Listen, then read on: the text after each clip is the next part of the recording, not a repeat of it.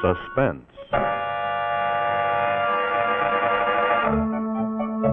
Your host tonight on the Autolite Theater is the maker of the famous wide-gap Autolite resistor spark plug.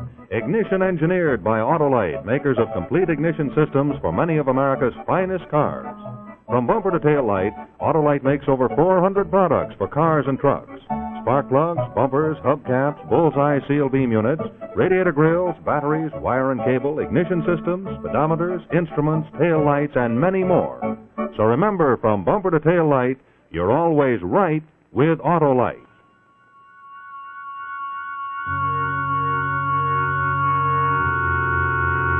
And now, Autolite and its 60,000 dealers and service stations everywhere present Suspense.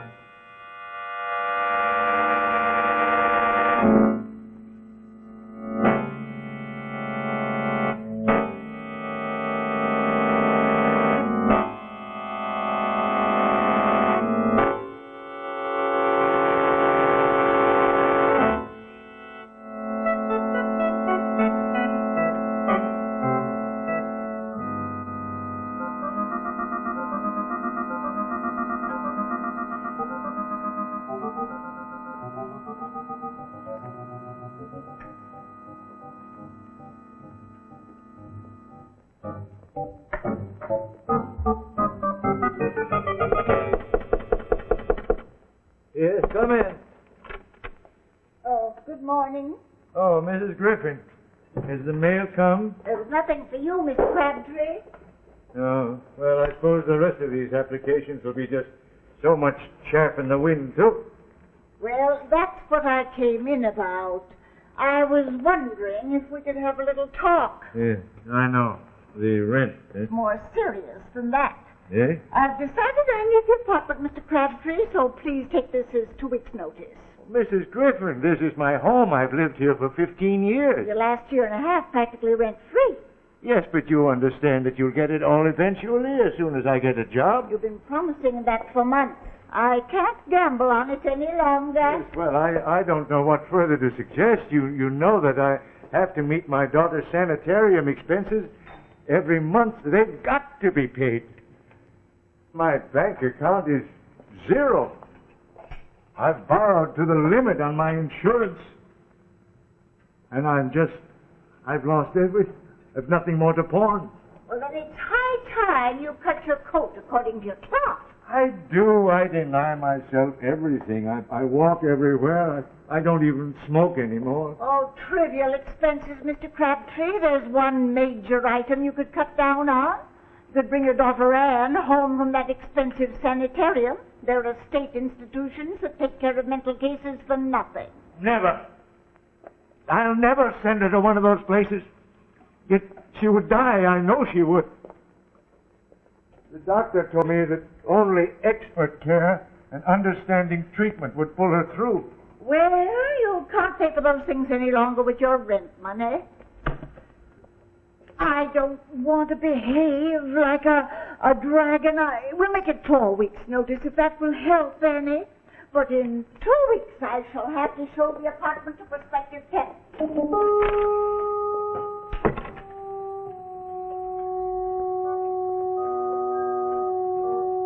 Tell me what to do, Anne, darling. I'm at my wit's end. I'd willingly kill myself, but what good would that do now? No more insurance. What would become of you?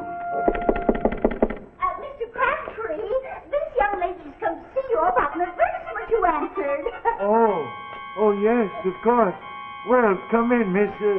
My name is unimportant. Oh. I'm merely a spokesman in this matter. And it's highly confidential. Oh, would you mind... Oh, well, I was just going. Yes, come in. Now, Mr. Crabtree, about your application. Oh, which one? You see, I've answered so many. This. Oh? Man wanted for hard work at moderate pay. Sober, honest, industrious. Former accountant, aged 55 to 60. Write details, send references, box 111, general delivery, New York. Yes, I answered this a month ago. I'd given up hope of hearing. It took a month to investigate you. Well, you must be thorough. My employer leaves nothing to chance. Oh. Tell me, Mr. Crabtree, Do you feel qualified to operate your own establishment? My own establishment? Well, I don't want to misrepresent my previous experience. You see, I've always been in a position of employee. For the last 20 years, I've been... Yes. We know the biographical details. Oh. Well, this particular job is a simple matter of regular confidential reports to be sent through the mail. You would have your own office and no supervision. What kind of confidential reports? On various important corporations. It would be a matter of covering references to them in the financial journals. Well, to what address do I mail these? Well, the box number you already have, of course. Yes, of course. Your hours would be 9 to 5, 6 days a week, with an hour off for lunch. Oh, might I ask about my salary? I'm empowered to offer you $100 a week. Oh. Do you mind if I sit down? No. This is the address of the office. Room 1202, 581, East 42nd Street. One of these keys is for the door, one for the desk, and the other for a filing cabinet. You will report tomorrow at 9 a.m. sharp. Mr. Crabtree, am I to gather from your attitude that you're dissatisfied with this offer? Oh, no. No, I accept with profound gratitude. We thought you would. Any questions? Well, yes. Who is my employer? It's necessary for him to remain anonymous, even to you. Moreover, the nature of your work is not to be discussed with anyone whatsoever. Oh, well, I understand. I mean, you may tell him, please, that I'll follow his instructions to the letter. Good.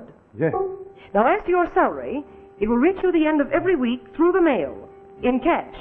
Yes. Goodbye. Bye. And good luck, Mr. Crabtree.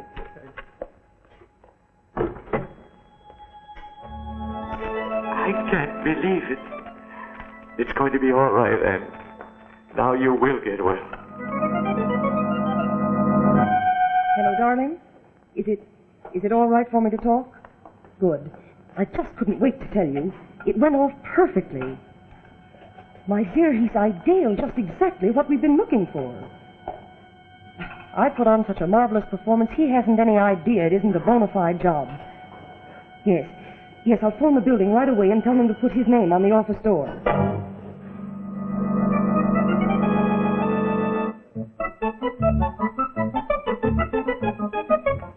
Well, managing director. I never thought I'd live to see that. Oh, my. Not exactly palatial. However, as Shakespeare said, a poor thing, but mine own.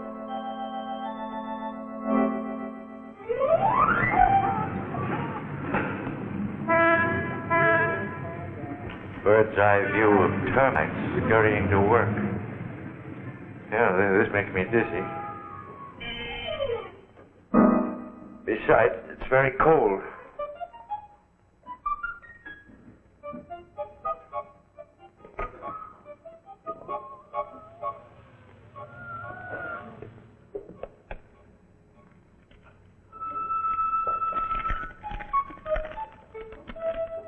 Please? Please feed me.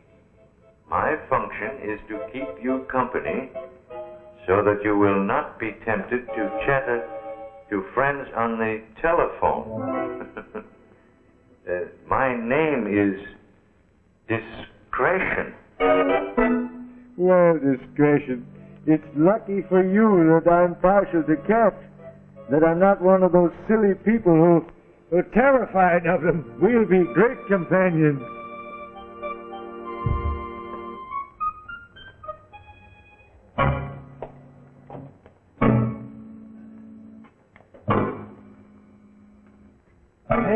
Nailed to the floor. That's odd. Here. Hello.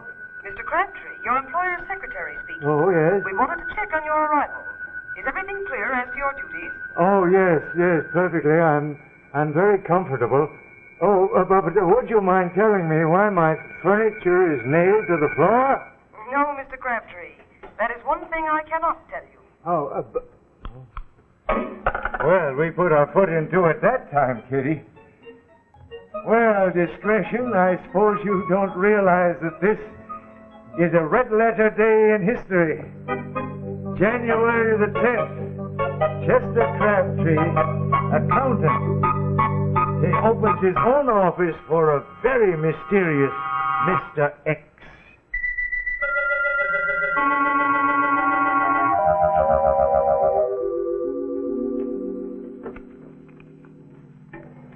Well, listen to this, Pussy. Some optimistic person wants me to contribute to a fund for the revival of the 18th Amendment.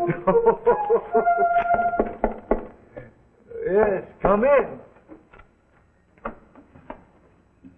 Mr. Crabtree, I give you one guess as to who I am. Oh, could you be my employer, sir? I always think of you as Mr. X. You may continue to call me that. Oh, thank you. Well, I'm very proud to make your acquaintance, sir, at long last. Won't you take my chair, sir? I'm afraid it's the only one. And it's not through an oversight, Mr. Crabtree, that it is the only one. Oh. It's malice aforethought, a small detail in an elaborate plan, but I'll explain all that in its turn. Yes. I find it very stuffy in here. Oh. Open the window, will you? Yes, sir. From the bottom. And wide. That's better. I think we should always fill our lungs with fresh air when we can, Mr. Crabtree. They can so easily cease to function. Yes, sir. Well, Mr. Crabtree, I believe in coming to the point without preamble. You are content with your job and your salary? Oh, yes, sir. I've never been so happy, sir, and I hope that my reports have met with your satisfaction. I haven't read them. I burned them on arrival, unopened. You what? You burned them? It comes as a shock to you to discover that their real function is to lull you into a state of security. False security. Well, sir, I must say I don't follow you, sir. Well, you have actually been employed by me for work of a very different nature. What sort of work, sir? I want you to help me to dispose of a personal problem. Oh, well, naturally, I'd do anything to be of help. Anything? Then tell me, Mr. Crabtree, how would you go about killing a man? I, sir? Yes, that's why I've hired you. To carry out a very ingenious murder.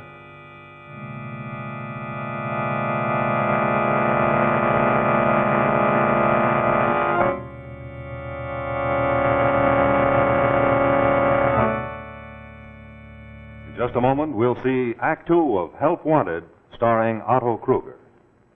Friends, today I was thinking about all the summer driving that you're going to be doing very soon, and I thought, well, you don't want to have a lot of trouble with your cars, so by way of a bit of advice, I thought I'd tell you a little story about a man I know named Merlin the Marvelous. Merlin the Marvelous Magician. And he really is a very marvelous guy. Very smart. He can tell you the card you're thinking of, or he can make things disappear right in front of your eyes. So, when Merlin's car gets to jumping and jolting around, you'd think he'd give it the old abracadabra, or at least try and make with the double whammy to get rid of whatever the trouble is. But now, as I told you, Merlin is a very smart fella, and he knows that the thing to do is take his car to an expert, which is just what he did. And we found out what the trouble was right away. In his car, Merlin had a set of old, tired, worn-out spark plugs. So what we did was supply him with a little of the magic right in this box, a set of the new revolutionary Autolite resistor spark plug. Now, here's why I want to tell you about the Autolite resistor spark plug. Inside, yes, built right in, mind you, is a newly developed 10,000 ohm exclusive Autolite resistor that's found in no other automotive type spark plug. And it's very important to you for 4 big reasons. And here they are. Number 1, you get smoother idling. Yes, there's less chance of misfiring at idle or at low throttle settings. That's number 1. Reason number 2, actual gas savings. You see, with the Autolite resistor, you have better performance with leaner gas mixtures, so you actually save gas. And here's reason number 3, longer life. You see, that resistor means that the electrode, that's the firing tip that brings the spark into your engine, will last 200% longer and more. Reason number 3, longer life. And now here is reason number 4 of great interest to you television fans. With the Autolite resistor spark plug, you'll find that you get less television interference. So there, friends, you have 4 good reasons for remembering the name Autolite resistor spark plugs. Well, our friend Merlin, the marvelous magician, had very good reasons to remember the name Autolite resistor spark plug, because we went ahead and put a set in his car, and he was all fixed up, ready to go off to the magician's convention with a hat full of slick new tricks. And in addition to that, he has some really very good advice for you, and that is, you're always right with Autolite. Now, here is Act 2 of our suspense story, Help Wanted.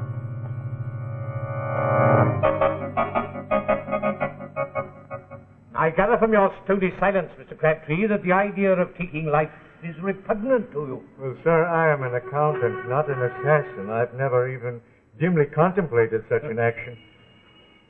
I envy you the serenity of your existence.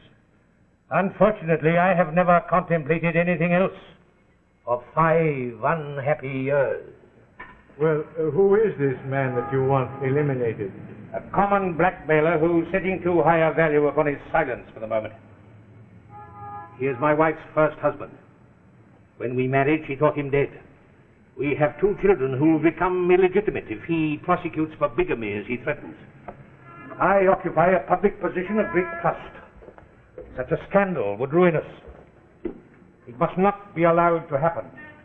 But, if you have decided to destroy this man, why do you insist, try to get me to do it? Why don't you do it yourself? I am totally incapable of committing any act of violence. Why, if a fly should land in the palm of that hand, I lack the force to crush the life out of it. Yes, but why not hire someone outside the social boundaries, someone who would do anything for money, a gangster? And exchange one blackmailer for another? No, Mr. Crabtree, I have decided it has to be you. Me? But I never. Calmly, my dear fellow. And before you make a hasty decision, consider the consequences of a refusal to you. When you leave this office this evening, you would leave it permanently. But with a secret, Mr. X. A secret that might be of interest to the police. Oh, forgive me, my dear fellow. Forgive me, but I was visualizing the scene when you go to the authorities with this story of the fantastic demands made upon you by an employer who does not exist. Yes, sir, but this office, all the subscriptions to the magazines, you paid for everything. Through the mail, by cash, in your name. But then you inserted the advertisement in the newspaper. Anonymously. Of course, it would not be impossible for you to discover my real identity, but it would only lead you to an institution for the mentally deranged.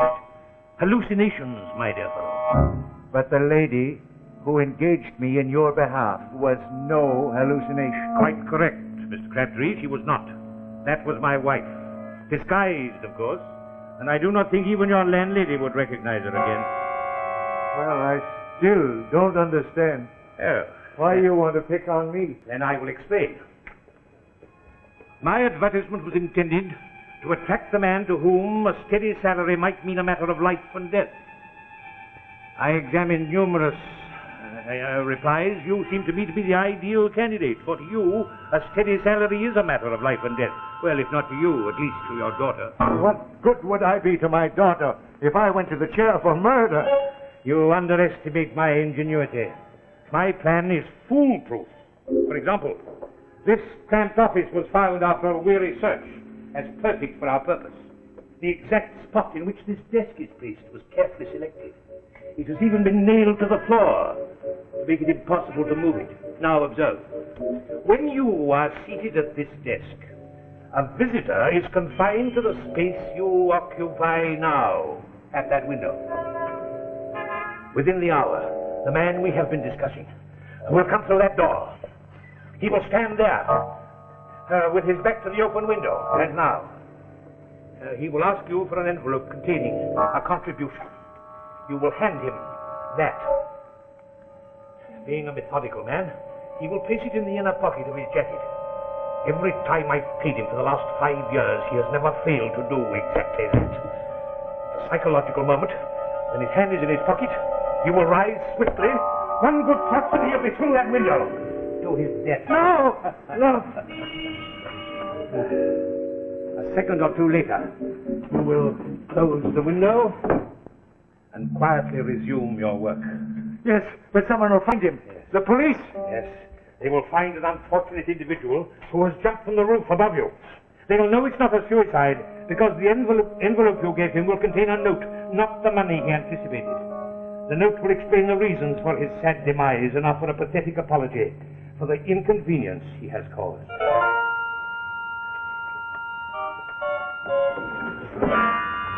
Now, Mr. Crabtree, if I am never blackmailed again, I shall know that you have carried out your function as my employee. You will become one of my confidential supporters, and you will retire at the age of 65 with a generous pension for life.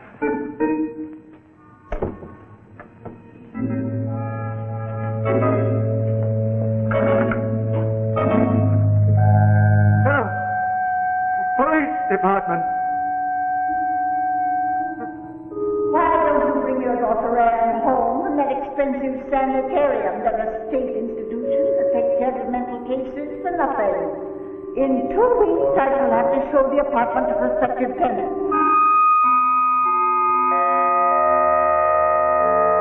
Crabtree, I'm empowered to offer you $100. $100.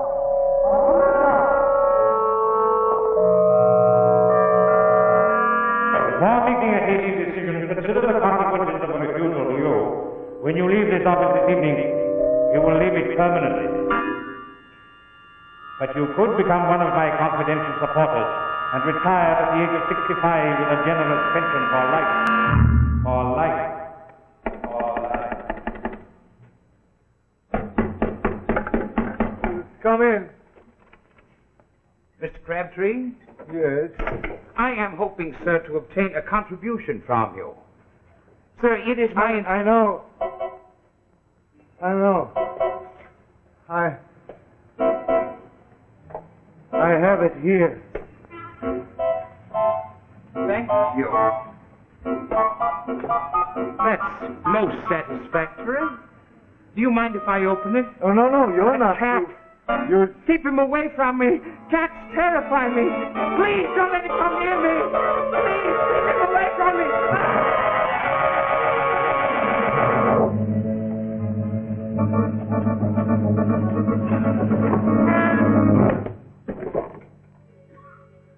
I never touched him. I didn't have to do it after all. You saved me. I've got to get out of here.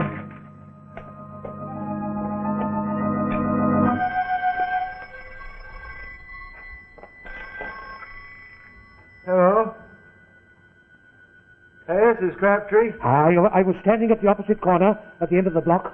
I saw a man fall from the 12th floor. Congratulations, my dear fellow. Yes, but I didn't do it. It was an accident. He fell by accident. You did give him that letter.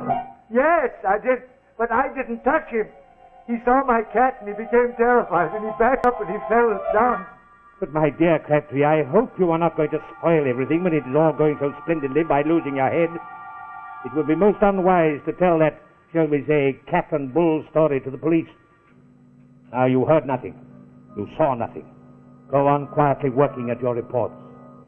Yes, sir. Sir, but sir!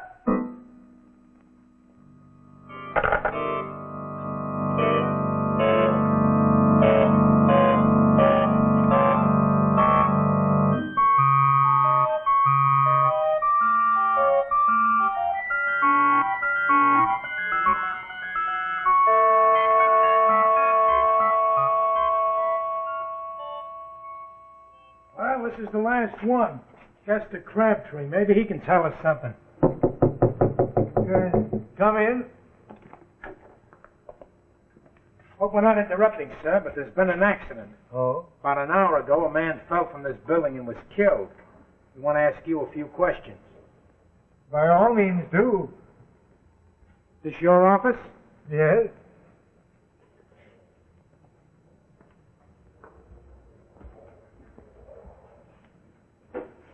Been in it all morning? Yes?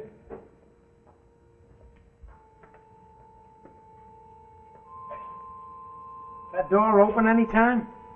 No, I always have the door closed when I work. Then you wouldn't be in a position to see anyone going up the stairs across the hall. No, I wouldn't. You say you've been sitting at that desk all morning, huh? Yes. Yes, I don't believe I've left the chair. Then you wouldn't be in a position to see anything happening outside the window. No, indeed. You hear anything? Anything out of the ordinary? Out of the ordinary? Yeah, someone yelling. Anything like that. Oh, yes, now that you mention it, I believe I did hear someone scream, though they were startled. Let's see.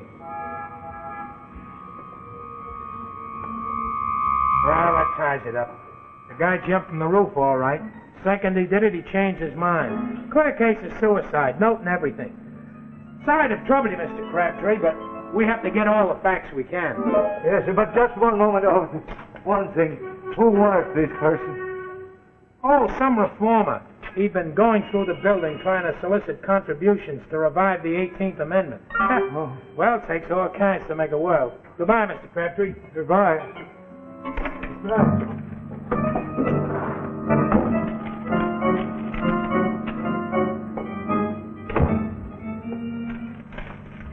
Mr. Crabtree? Yes? I've been informed by a certain party that you have a contribution for me. Oh, no. No, I gave it to the... No, sir. I have nothing for you.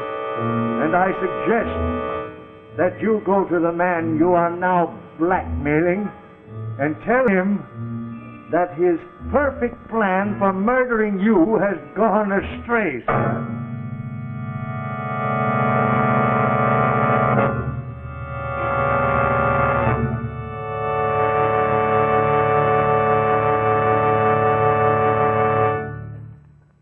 Thank you, Otto Kruger, for a wonderful performance in Help Wanted. This is Rex Marshall speaking for Autolite, and in just a moment I'll tell you about next week's Suspense presentation. But right now, here's a parade of some of the more than 400 Autolite products which are made in their plants from coast to coast. Here come the horns, the windshield wipers, the relays, the ignition coils, and, of course, the batteries. Autolite Stay Full batteries. The batteries that need water only 3 times a year in normal car use. There's spark plug wire, battery cables. And there come the Autolite starting motors, followed by the distributors and the generators. And there are the gas gauges. Here come the spark plugs, ignition-engineered resistor spark plugs. Look at that precision, typical of Autolite, for Autolite means precision engineering. So insist on Autolite original factory parts at your neighborhood service station, car dealer, or repair shop. It's a good thing to remember, friends, that from bumper to tail light, you're always right with Autolite.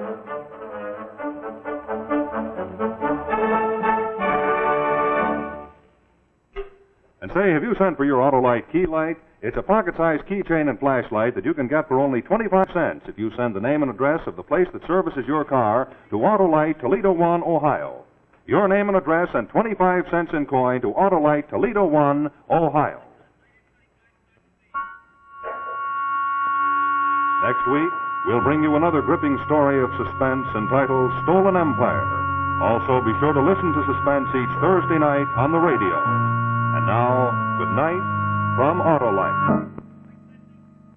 This is CBS, the Columbia Broadcasting System.